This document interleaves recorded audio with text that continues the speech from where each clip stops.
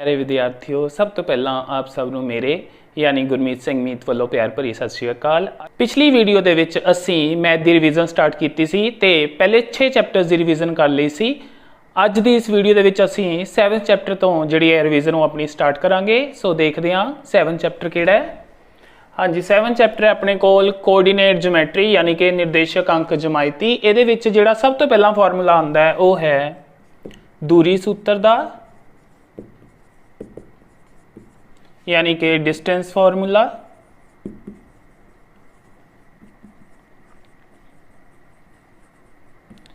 दूरी सूत्र या डिस्टेंस फार्मूला काम आता है अपने कोल जदों आपां नूं दो पॉइंट्स दे कोऑर्डिनेट्स दिते होण यानी कि निर्देशक अंक दिते होण ते उन्हां विचली दूरी पता करनी होए।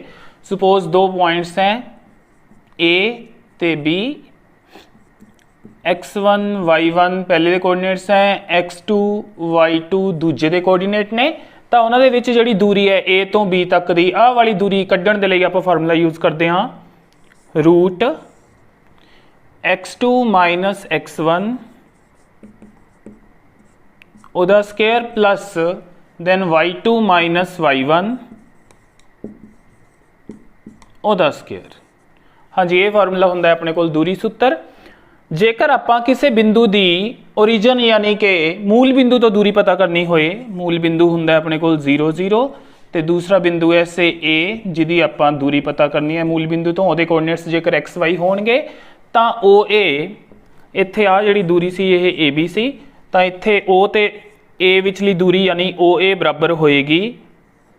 हाँ जी, फार्मूला के अकॉर्डिंग x2 माइनस x1 करांगे यानी इस x दे विचों 0 नूं घटावांगे ते फिर उहदा स्केयर करांगे तो डायरैक्टली अपने को बन जाएगा एक्स स्क्वेयर। सिमिलरली वाई दे विचों 0 नूं घटावांगे we will get Y again, so उत्थों बन जाएगा वाई स्क्वेयर। सो ओरिजन तो फार्मूला ओरिजन तो दूरी कड्ढण दा फार्मूला किसी बिंदु का अपने को डायरैक्टली बन गया वर्गमूल उसी बिंदु का एक्स कोऑर्डिनेट उहदा स्क्वेयर प्लस उस बिंदु का वाई कोऑर्डिनेट उहदा स्क्वेयर। ये तो सी अपने को दूरी सूत्र। हाँ जी, दूरी सूत्र नूं यूज़ करके अपने कोल कई तरह के क्वेश्चनस आते हैं 7.1 एक्सरसाइज दे विच जो तुसी कीते उन्हां दे विच सी कि 3 बिंदु पता करने के वो समरेखी हैगे ने या नहीं, उहदे ते आपां दूरी सूत्र लगांदे सी। मान लो 3 बिंदु ने ए बी ते सी तो दूरी सूत्र के थ्रू आपां A B कढ़दे C, B C कढ़दे सी ते ए सी कढ़दे सी। जेकर इन्हां तिन्नां लंबाइयां दे विचों कोई दो लंबाइयां दा जोड़ तीजी लंबाई के बराबर आ जांदा सी तां असीं कह दिंदे सी कि बिंदु समरेखी ने। समरेखी बिंदुआं दे लई जिहड़ा कंसैप्ट है आपां एक होर नवां फार्मूला करांगे अगे जाके। उस तो बाद किसी कोई त्रिभुज है उहदा पता लगाना है कि जिहड़ी त्रिभुज है वह किस तरह की त्रिभुज है, वह आइसोसेलेस ट्राइंगल है कि इक्विलेटरल ट्राइंगल है यानी समभुजी त्रिभुज है या समदोभुजी त्रिभुज है या विखमभुजी त्रिभुज है। वो सारे आपां दूरी सूत्र का फार्मूला यूज़ करके पता लगा सकते हैं। नैक्सट आंदा है अपने कोल सैक्शन फार्मूला।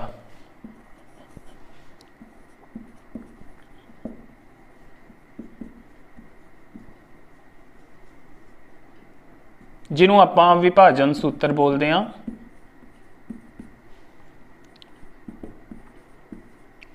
हाँ जी, ये अपने कित्थे काम आंदा है वो देखते हैं। मान लो कोई दो बिंदु ने ए ते बी, ए दे कोऑर्डिनेट्स ने x1 ते y1, बी दे कोऑर्डिनेट्स ने x2 ते y2।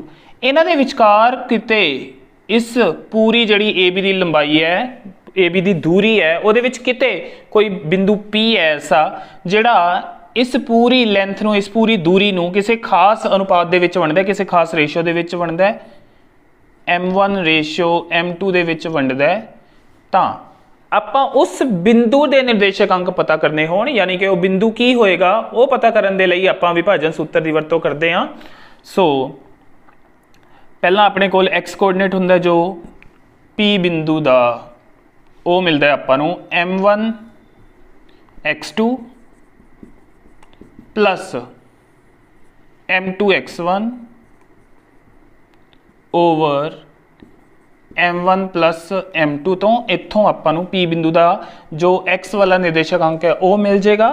फिर आपां इस तरह y का निर्देशक अंक लभ सकते हाँ m1 y2 plus m2 y1 बटे m1 plus m2 formula use करके। हाँ जी, ये तो सी जदों आपां P बिंदु पता करना होए। कई बार की हुंदा है अपने को इत्थे कुल मिला के इस डायग्राम च 4 चीज़ां दिख रही, एक ए बिंदु, एक पी बिंदु, एक बी बिंदु ते एक ये अनुपात। इन्हां चारां चों कोई 3 चीज़ां तुहानूं दे के चौथी चीज़ पूछी जा सकती है। इस तरह के सारे क्वेश्चन आपां विभाजन सूत्र की हैल्प दे नाल करांगे। इस तो बाद आंदा अपने कोल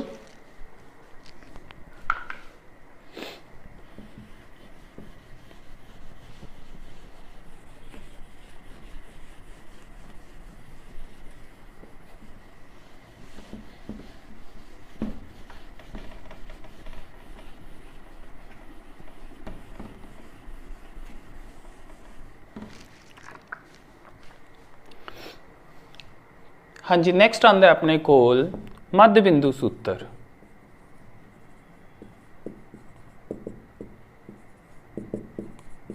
यानी कि मिड पॉइंट फॉर्मूला।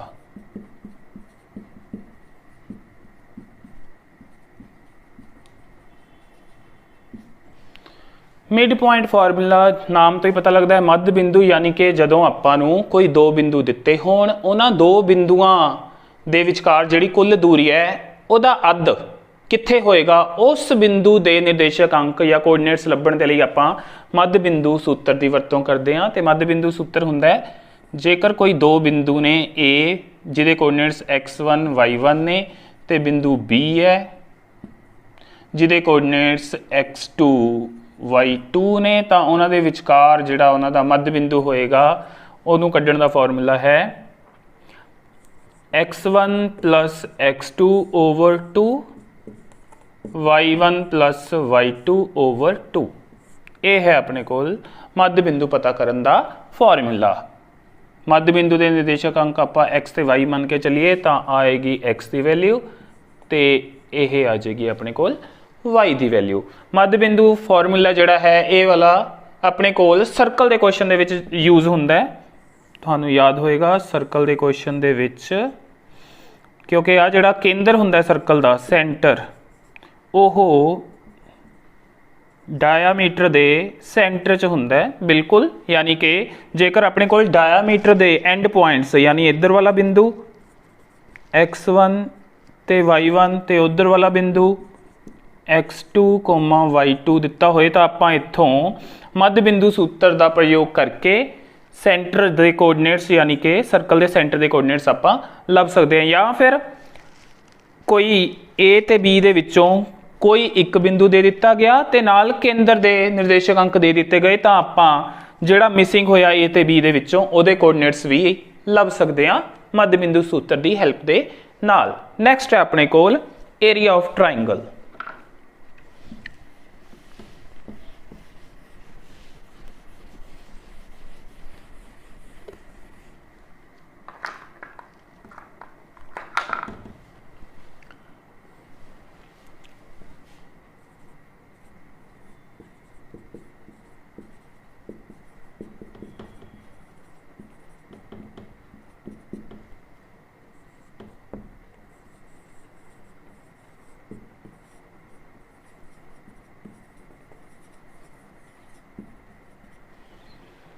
हाँ जी, नैक्सट टॉपिक है अपने कोल एरिया ऑफ ट्राइंगल यानी कि त्रिभुज का खेत्रफल। आपां नूं कोई 3 बिंदु दिते होणगे A x1 y1 B x2 y2 ते C x3 y3 ਜਿਹੜੇ ਕਿ त्रिभुज ਦੇ ਸਿਖਰ ਹੋਣਗੇ। ਇਹ ਤਿੰਨੋਂ त्रिभुज ਦੇ ਸਿਖਰ ਹੋਣਗੇ ਤਾਂ ਇਹਨਾਂ ਤਿੰਨਾਂ ਨੂੰ ਯੂਜ਼ ਕਰਕੇ ट्राइंगल का एरिया फाइंड आउट करने का फॉर्मूला ਹੁੰਦਾ ਆਪਣੇ ਕੋਲ half x1 y2 minus y3 plus x2 y3 minus y1 plus x3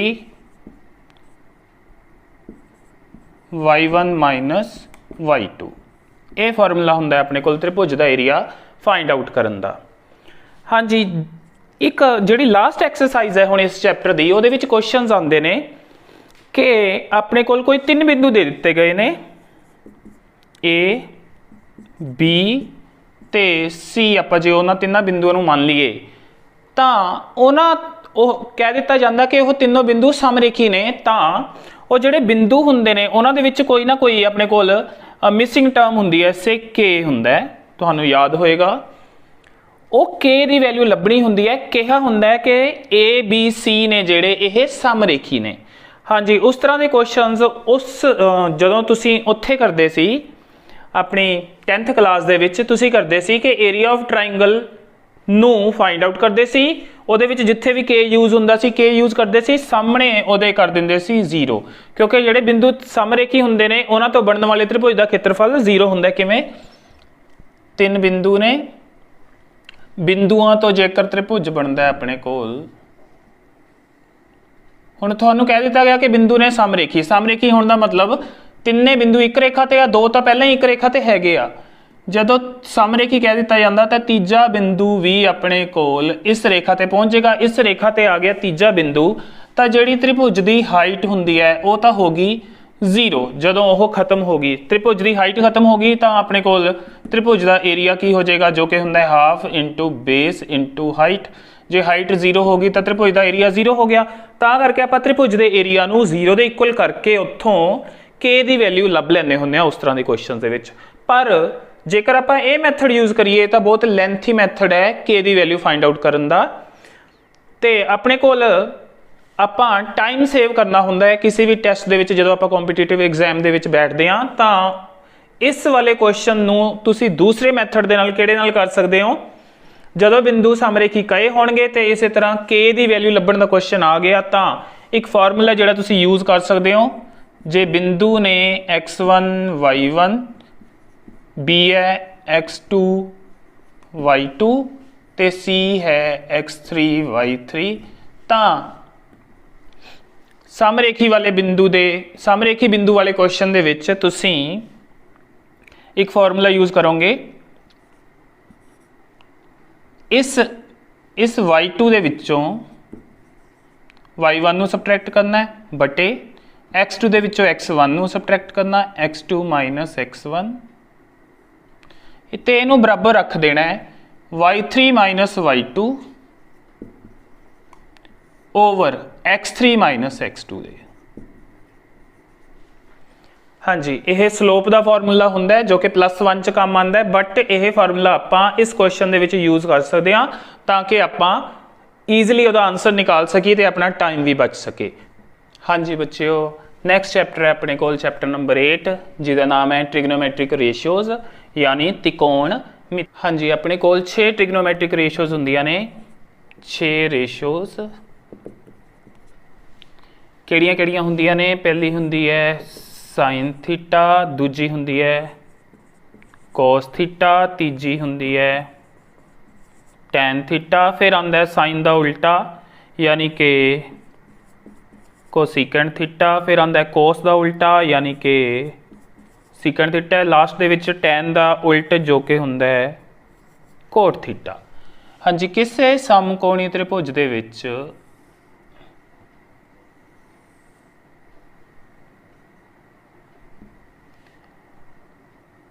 जेड़ा अपने कोल जेकर ये एंगल आपां थीटा लईए तां इहदे सामने वाली जिहड़ी भुजा होएगी वो हुंदा है अपने कोल लंब यानी परपेंडिकुलर।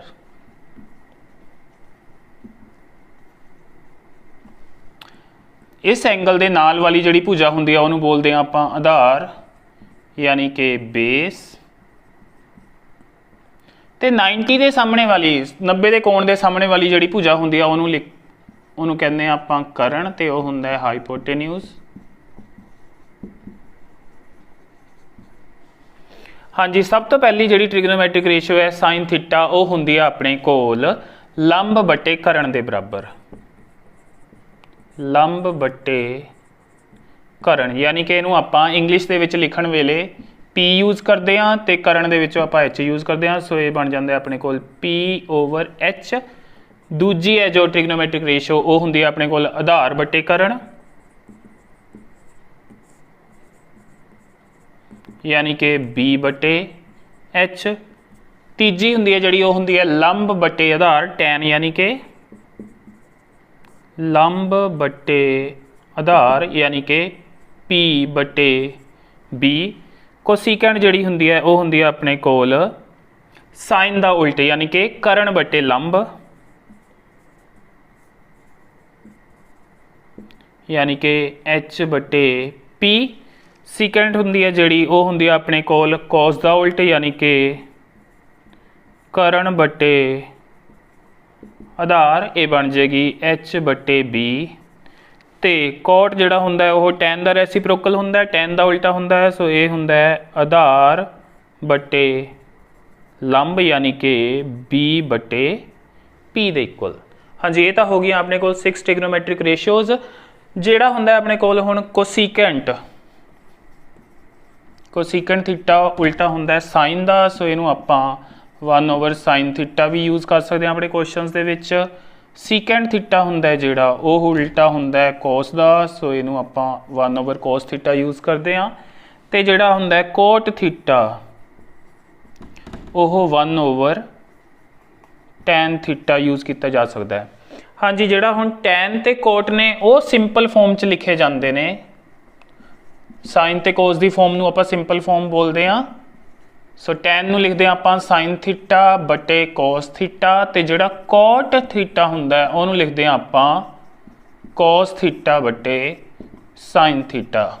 ਸੋ ਜੇਕਰ ਕਿਤੇ ਕੁਐਸਚਨ ਦੇ ਵਿੱਚ ਆਪਾਂ ਨੂੰ ਸਿੰਪਲ ਫਾਰਮ ਦੀ ਲੋੜ ਪਈ ਤਾਂ ਆਪਾਂ tan ਨੂੰ sin/cos, ਕੋਟ ਨੂੰ cos/sin ਯੂਜ਼ ਕਰਨਾ ਹੈ, ਤੇ ਇਸੇ ਤਰ੍ਹਾਂ ਸੀਕੈਂਟ ਤੇ ਕੋਸੀਕੈਂਟ ਨੂੰ ਆਪਾਂ ਇਹ ਯੂਜ਼ ਕਰ ਸਕਦੇ ਹਾਂ। ਹਾਂਜੀ ਨੈਕਸਟ ਆਉਂਦਾ ਆਪਣੇ ਕੋਲ ਟੇਬਲ ਆਫ ਵੈਲਿਊਜ਼, यानी कि ਵੱਖ-ਵੱਖ ट्रिग्नोमैट्रिक रेशियोज़ दियाँ ਵੱਖ-ਵੱਖ एंगल्स ਦੇ ਉੱਤੇ ਕੀ वैल्यूज़ ਹੁੰਦੀਆਂ ਨੇ ਉਹ ਟੇਬਲ ਹੁੰਦਾ ਆਪਣੇ ਕੋਲ। ਹਾਂਜੀ ਇਹ ਟੇਬਲ ਸਟਾਰਟ ਹੁੰਦਾ 0 ਤੋਂ 0 1 2 3 4 ਹਰ ਇੱਕ ਨੂੰ 4 ਤੇ ਡਿਵਾਈਡ ਕਰਦੇ ਹਾਂ ਆਪਾਂ। फिर आप लेने ਇਹਦਾ रूट यानी कि वर्गमूल। हाँ जी 0/4 इतों मिलता है अपन 0, फिर 1 का रूट 1, 4 का रूट मिलता है 2, यदि कटिंग हो जाती है 1/2। जदों यदा वर्गमूल लवांगे तो 1, 2 का वर्गमूल 2 मिल जाएगा। इत्थे कटिंग पॉसीबल नहीं तो यह हो जाता है वर्गमूल 3, तो 4 का वर्गमूल अपन 2 मिल जाएगा। इत्थे कटिंग पॉसीबल है 1 आ जाएगा, तो वर्गमूल 1 होंदा 1। तो ये जड़ियाँ वैल्यूज़ मिल गई, ये अपन मिल गई साइन थीटा दियाँ वैल्यूज़। किहड़े एंगल के लिए पहली वैल्यू होंदी है 0 डिग्री ते, दूजी होंदी है 30 डिग्री की, तीजी 45 डिग्री की, चौथी है जी होंदी है 60 डिग्री की, तो लास्ट वैल्यू होंदी है 90 डिग्री ते। It means sine 0 degree 0, sine 30 degree half, sine 45 degree 1/√2, sine 60 degree √3/2, तो साइन 90 डिग्री होंदा 1। हाँ जी अगे अपने को आ जांदियां ने कॉस दियां वैल्यूज़। कॉस दियां वैल्यूज़ लिखण लई आपां पिछों तो स्टार्ट कर सकते हैं। सो इत्थे 1 √3/2, नैक्सट ये सेम आ जाएगी इत्थे ही अगे 1/2 cos 60 की वैल्यू बन जाएगी, तो cos 90 लास्ट दे विच हुंदा अपने कोल 0। नैक्सट आंदा अपने कोल tan दियां वैल्यूज़। tan आपां नूं पता है कि sin/cos तो मिलता है, सो 0/1 0 ये बटे आ करांगे तो 2 नाल 2 कैंसल हो जाएगा, 1/√3 मिल जाएगा। ये सेम ने कट के अपन 1 देंगे, tan 45 डिग्री सो 1 हो जाता है, tan 60 डिग्री इत्थे 2 कैंसल होएगा तो अपन √3 मिल जाएगा। तो यह 1/0 किसी के नीचे किसी अंक के नीचे जो 0 आ जाए बटे दे विच, तो वह हुंदा नोट डिफाइंड यानी परिभाषित नहीं। फिर आंदा अपने कोल कोसीकेंट दियां वैल्यूज़। कोसीकेंट आपां नूं पता है कि साइन का रेसिप्रोकल होंदा, सो इन्हों उल्टाना शुरू करते हैं, यानी 1/0 आएगा, 1/0 फिर परिभाषित नहीं, उरे मैं ND लिख देना। यदा उल्टा 2, यदा उल्टा √2, यदा उल्टा करांगे तो 2/√3, यदा उल्टा 1 का उल्टा तो 1 ही हो जाएगा। फिर जो सीकेंट दियां वैल्यूज़ लिखनियां ने तो इन्हों पिछों दी लिखना शुरू कर दो 1, 2/√3, √2 इत्थे आ जाएगा, 2 इत्थे चल जाएगा, तो नोट डिफाइंड आ जाएगा इत्थे अपने कोल। लास्ट दे विच आ गई वैल्यूज़ अपने कोल कोट दियां। कोट थीटा दियां वैल्यूज़ tan दियां वैल्यूज़ नूं पिछों लिख लीए तो कोट थीटा दियां वैल्यूज़ मिल जाएगियां। पहला आएगा नोट डिफाइंड, फिर √3, फिर 1, फिर 1/√3, तो tan की जो पहली वैल्यू सी वह कोट 90 डिग्री की वैल्यू बन जाएगी, यानी कि 0। हाँ जी अगे जो अपने कोल फॉर्मूले आते हैं ट्रिग्नोमैट्री के, वो होंगे 90 डिग्री माइनस एंगल दे, वो थीटा हो सकता है या कोई भी A B C कुछ भी हो सकता है। वो फॉर्मूले देखते हैं हुण। सब तो पहला आंदा है अपने कोल साइन 90 डिग्री माइनस थीटा, ये हुंदा है cos थीटा के इक्वल। फिर आंदा है cos 90 डिग्री माइनस थीटा, ये हुंदा है साइन थीटा के इक्वल। थर्ड आंदा है अपने कोल tan 90 डिग्री माइनस थीटा, ये हुंदा है cot theta. cot 90 degree minus theta, ये हुंदा है अपने कोल tan थीटा के इक्वल। फिर सीकेंट 90 डिग्री माइनस थीटा हुंदा है कोसीकेंट थीटा के इक्वल। तो लास्ट दे विच कोसीकेंट थीटा जिहड़ा हुंदा है कोसीकेंट 90 डिग्री माइनस थीटा, वो हुंदा अपने कोल सीकेंट थीटा के इक्वल। हाँ जी, नैक्सट आंदियां ने अपने कोल ट्रिग्नोमैट्रिक आइडेंटिटीज़। वो किहड़ियां ने? पहली है अपने कोल sine square theta plus cos square theta is equals to 1। दो इतों जड़ियाँ होर बनदियां ने वो हो जाणगियां sine square theta is equals to 1 minus cos square theta, या फिर जदों cos स्केयर थीटा की वैल्यू कड्डांगे वो बन जाएगी 1 माइनस साइन स्केयर थीटा। दूजी आइडेंटिटी जिहड़ी है वो अपने कोल आंदी है, वो है रिलेशन tan ते सीकेंट दे विच। सीकेंट स्केयर थीटा हुंदा है अपने कोल 1 प्लस tan स्केयर थीटा दे इक्वल। 1 नूं इधर लैके आइए तो यह बन जाएगा अपने कोल secant square theta minus 1 is equals to tan square theta. Next step दे विच जेकर tan स्केयर थीटा नूं इधर लैके आवांगे तो अपने कोल बन जाएगा secant square theta minus tan square theta is equals to 1। ये सी दूसरी आइडेंटिटी। तीसरी ते लास्ट आइडेंटिटी है जिहड़ी अपने कोल वो है कोसीकेंट ते कोट दे विच relation. Cosecant square theta is equals to 1 plus cot square theta. हाँ जी, इसी तरह जिवें पिछली दे विच कीता सी कोसीकेंट स्केयर थीटा विचों 1 नूं इधर लिया के सबट्रैक्ट करिए तो बन जाएगा अपने कोल कोट स्केयर थीटा दे इक्वल। ते लास्ट कोसीकेंट स्केयर थीटा दे विचों जेकर कोट स्केयर थीटा नूं घटा दईए तो यह आपां नूं 1 दे इक्वल मिल जाएगा। सो हुण तक जिहड़े आपां ट्रिग्नोमैट्रिक दे फॉर्मूले कीते ने इन्हां नूं यूज़ करके तुहानूं कोई भी क्वेश्चन सॉल्व करना आ सकदा है। सो इहदी तैयारी रखनी है तुसीं। हाँ जी, नैक्सट चैप्टर है अपने कोल chapter number 9 heights and distances, उचाइयां ते दूरियां। वैसे त्रिकोणमिति के कुछ उपयोग भी कह सकते हैं इनू आपां कि आपां जिहड़ियां ट्रिग्नोमैट्रिक रेशियोज़ ने वो अपने कित्थे कित्थे काम आंदियां ने। कुछ उस तरह के जिहड़े क्वेश्चनस ने वो इस चैप्टर दे विच ने। इस चैप्टर दे विच अपने कोल आंदा है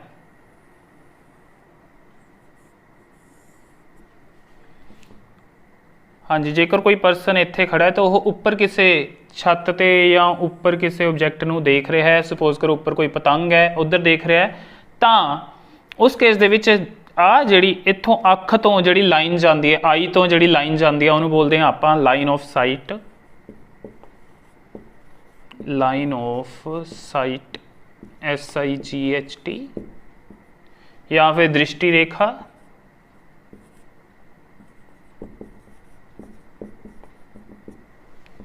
तो इनू बोलते हैं आप होरिजोंटल। खितिज यानी कि खितिज तल। आ जिहड़ा एंगल हुंदा जो उपर नूं कुछ देखते हैं तो आ जिहड़ा एंगल हुंदा इनू बोलते आ angle of elevation. Angle of elevation. हाँ जी, ये तो जो आप उपरों नीचों उपर नूं देखते हैं कोई चीज़ तो एंगल ऑफ एलिवेशन बनता है। इसी तरह जेकर कोई उपर खड़ा बंदा नीचे कुछ देख रहा है तो आह होरिजोंटल बन जाती है। तो आ जिहड़ा एंगल है जो नीचे नूं देखते हैं कुछ तो आ जिहड़ा एंगल है इनू बोलते हैं आपां, मैं इत्थे लिखण लगा एंगल ऑफ डिप्रेशन।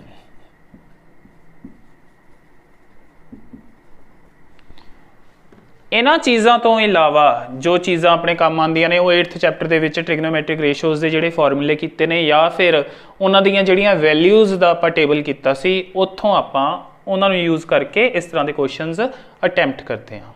हाँ जी स्टूडेंट्स, एंगल ऑफ डिप्रैशन नूं आपां बोलते हैं निवाण कोण, निवाण यानी हेठां, ते एंगल ऑफ एलिवेशन नूं आपां बोलते हैं उचाण कोण, उचाण कोण।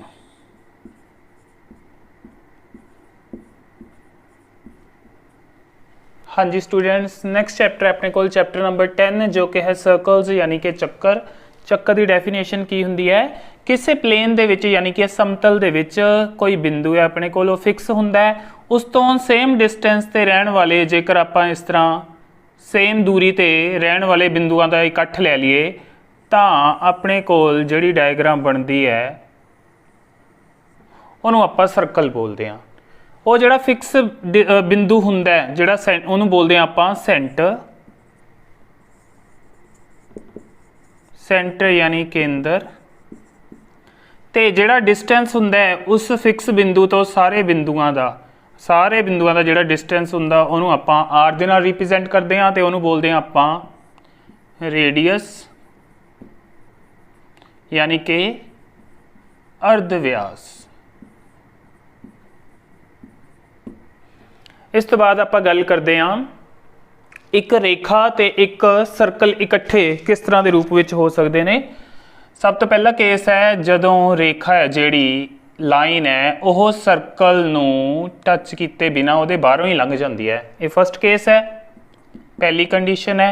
सैकेंड कंडीशन है कि सर्कल है अपने कोल ते जिहड़ी लाइन है वह उहनूं किसी एक बिंदु ते टच करके लंघदी है।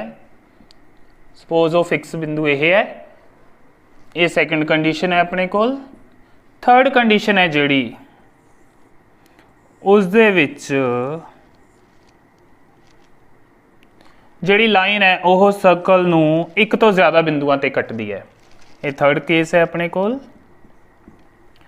हाँ जी, इस केस दे विच जदों लाइन किसी सर्कल नूं एक बिंदु ते कटदी है या एक बिंदु ते टच करदी है तो उस केस दे विच उहनूं उस सर्कल की स्पर्श रेखा बोलते हैं। स्पर्श रेखा यानी कि टेंजेंट। ते जेकर लाइन सर्कल नूं एक तो ज़्यादा बिंदुआं ते कटदी है तो वह दो बिंदुआं ते कटेगी सर्कल नूं ते कट के लंघ जाएगी, एक बिंदु आह ते एक बिंदु आह। उस केस दे विच इस लाइन नूं सर्कल दी छेदक रेखा बोलते हैं। इस लाइन नूं छेदक रेखा बोलते हैं। छेदक रेखा नूं आपां बोलते हैं सीकेंट। सो एक बिंदु ते कट करने वाली या टच करने वाली लाइन नूं स्पर्श रेखा यानी टेंजेंट, ते दो बिंदुआं ते कट करने वाली रेखा नूं आपां बोलते हैं छेदक रेखा यानी कि सीकेंट। इस तो बाद अगे गल करिए तां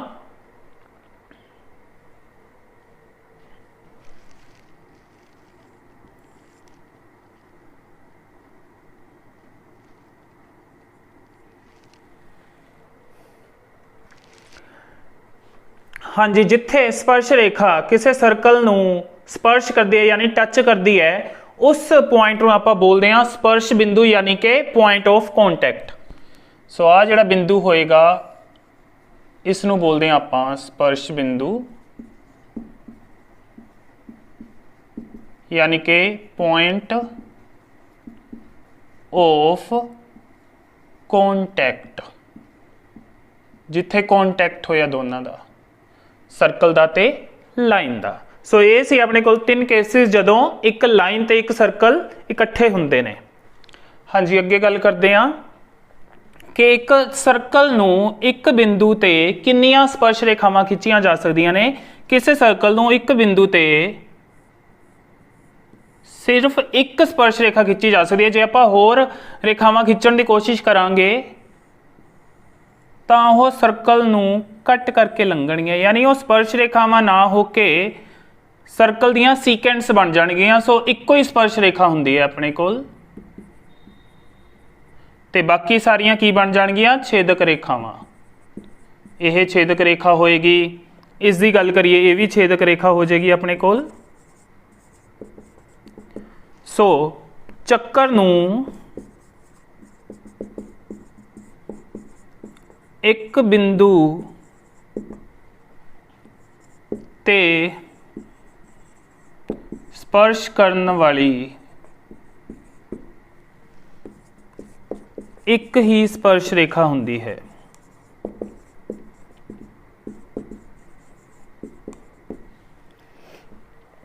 ਤੇ वैसे गल करिए कि सर्कल ਨੂੰ ਕਿੰਨੀਆਂ स्पर्श रेखावां ਆਪਾਂ खिंच सकते हैं या ਕਿੰਨੀਆਂ टेंजेंट्स हो ਸਕਦੀਆਂ ਨੇ, क्योंकि सर्कल है ਜਿਹੜਾ ਉਹ अणगिणत ਬਿੰਦੂਆਂ ਤੋਂ मिल के ਬਣਿਆ ਹੁੰਦਾ है। इस ਲਈ ਆਪਣੇ ਕੋਲ जेकर एक बिंदु ते एक स्पर्श रेखा तो अणगिणत बिंदुआं ते आपां अणगिणत स्पर्श रेखावां खिंच सकते हैं। इहदा मतलब सर्कल नूं टोटल दे विच आपां नंबर ऑफ टेंजेंट्स जिहड़ियां खिंच सकते हैं वो अणगिणत होणगियां। चक्कर ते अणगिणत स्पर्श रेखावां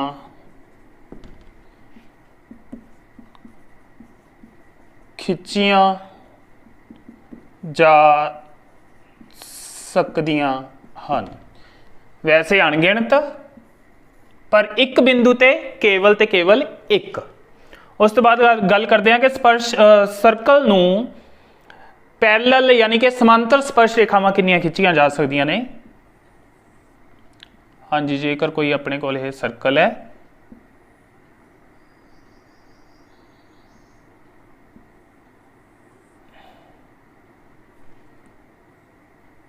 इत्थे एक स्पर्श रेखा खिंचती, इत्थे एक स्पर्श रेखा खिंचती।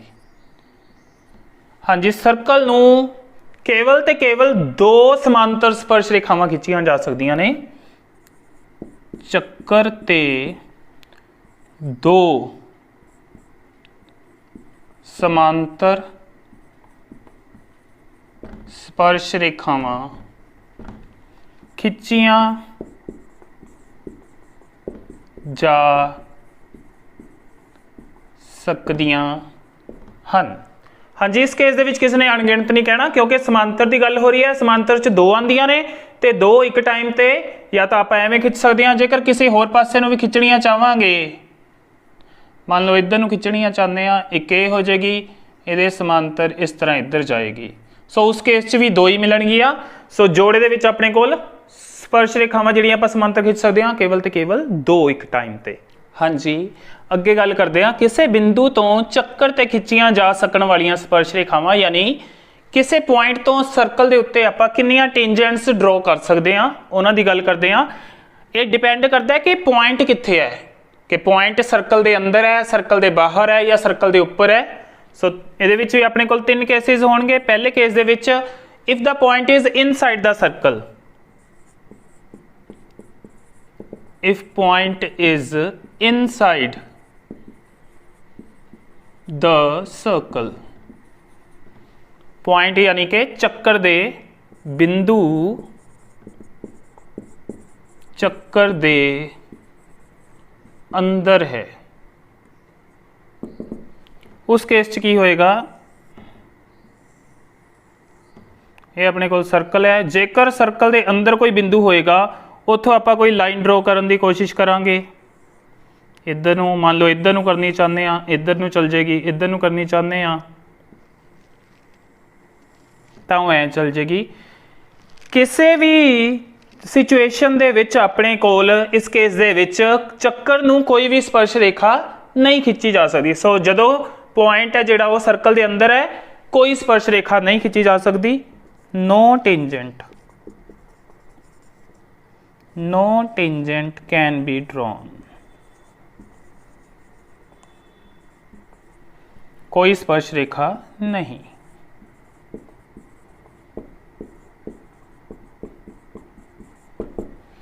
हाँ जी, सैकेंड केस आंदा है अपने कोल पॉइंट इस केस च अंदर सी, दूजे केस दे विच उस पॉइंट नूं सर्कल दे उपर लैके जांदे आ आपां। जदों पॉइंट सर्कल के उपर होएगा, इत्थे है, उस केस दे विच अपने कोल आपां नूं पता है एक स्पर्श रेखा मिलेगी। इस केस च when point is on the circle, जदों बिंदु ਚੱਕਰ ਤੇ ਹੈ ਤਾਂ ਉਸ ਕੇਸ ਦੇ ਵਿੱਚ ਇੱਕ ਸਪਰਸ਼ ਰੇਖਾ यानी वन टेंजेंट। थर्ड केस है जदों जिहड़ा पॉइंट है वो सर्कल दे बाहर होएगा। उस केस च देखते हैं सर्कल दे बाहर इत्थे है तो इत्थों आपां सर्कल नूं एक इस तरह ते किस तरह दो टेंजेंट्स ड्रॉ कर सकते हैं, एक आ वाली तो एक आ वाली। पॉइंट से वो है बाहरी बिंदु तो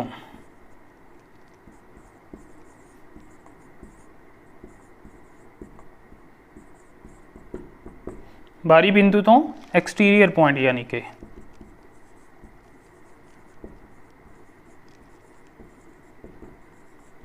हाँ जी दो स्पर्श रेखावां दो स्पर्श रेखावां यानी कि टू टेंजेंट्स। ते जदों आपां बाहरी बिंदु तो दो स्पर्श रेखावां खिंचदे हां इन्हां दी खासियत हुंदी है, इन्हां दी स्पैशलिटी हुंदी आ कि दोनों ही लेंथ दे विच इक्वल हुंदियां ने, यानी कि बाहरी बिंदु तो चक्कर ते खिंचियां गईयां स्पर्श रेखावां दीयां लंबाइयां बराबर होंदियां ने। सो जेकर यह ओ है इत्थे P है तो इत्थे Q लईए तो अपने कोल OP बराबर होएगा OQ दे। वेरी इंपोर्टेंट रिजल्ट, इस बेस ते तुसीं एक थ्योरम भी कीती हुई है। हाँ जी एक होर जिहड़ी थ्योरम है वो है कि जेकर अपने कोल एक चक्कर है उसनूं एक कोई स्पर्श रेखा है ते चक्कर का जिहड़ा अर्ध व्यास है R, स्पर्श रेखा ते अर्ध व्यास स्पर्श बिंदु ते एक दूजे नूं लंब हुंदे हन। स्पर्श रेखा अते अर्ध व्यास स्पर्श बिंदु ते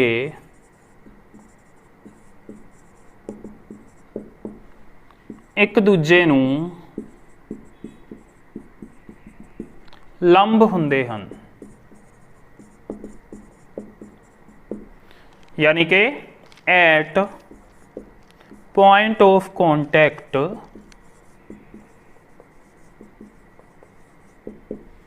रेडियस एंड टेंजेंट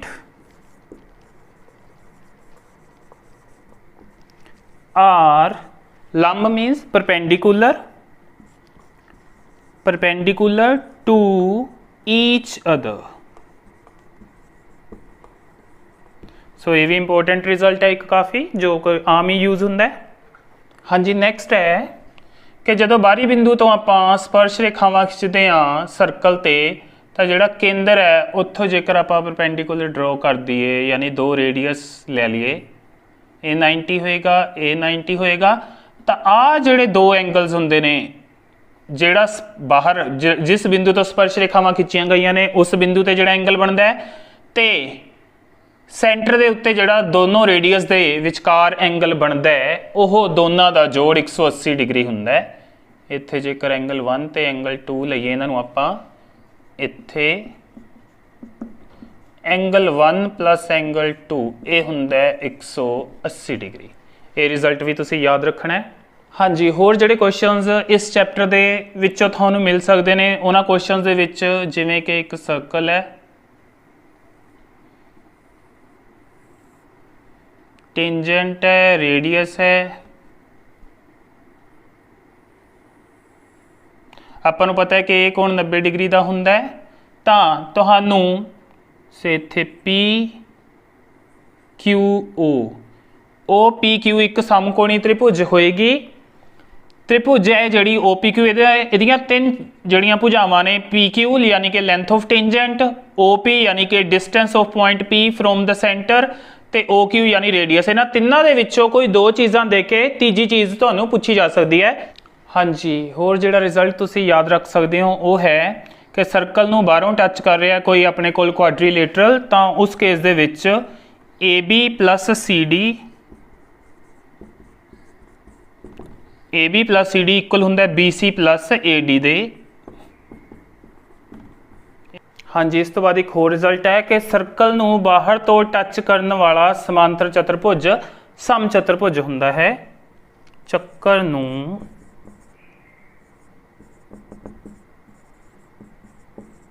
बाहरों छूहण वाला समांतर चतुर्भुज सम चतुर्भुज हुंदा है।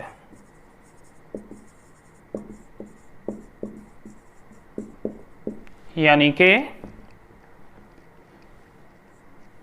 आ parallelogram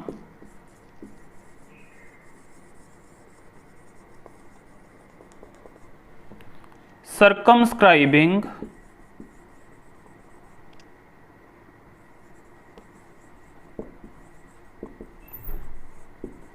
a circle is a